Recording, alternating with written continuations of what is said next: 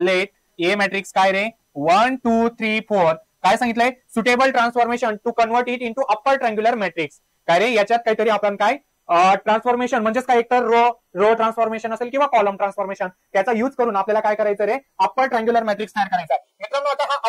2x2 matrix आहे 2x2 matrix upper triangular matrix म्हणजे काय मित्रांनो जो डायगोनल असतो त्याच्या वरती इलिमेंट प्रेझेंट पाहिजे आणि खाली काय पाहिजे 0 पाहिजे बरोबर आहे ना टाइप्स ऑफ मॅट्रिक्स मध्ये सांगितलं होतं अप्पर ट्रँग्युलर मॅट्रिक्स काय रे एक 3x3 असतो आणि एक 2x2 3x3 upper triangular matrix म्हणजे काय डायगोनलच्या वरती अप्पर पार्ट मध्ये डायगोनल इलिमेंट प्रेझेंट असतील आणि हे वरच्या पार्ट मध्ये इलिमेंट प्रेझेंट असतील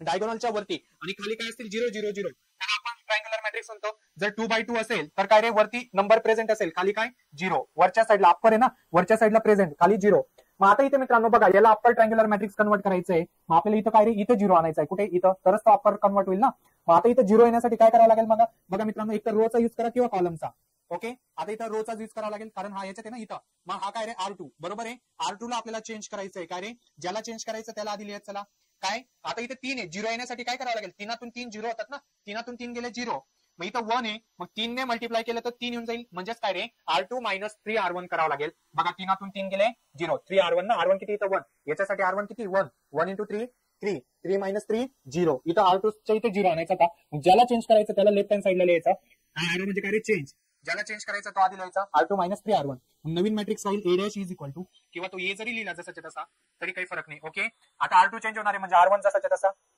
क्लिअर मित्रांनो मग बघा 3तून 3 गेले 0 मग हा चेंज झाला म्हणजे आपण चेंज होईल पूर्ण R2 चेंज होईल अरे R2 मायनस 3R1 3 इंटू 2 किती 6 याच्यासाठी R1 किती 2 ना 3 इंटू 2 6 4 मायनस 6 किती -2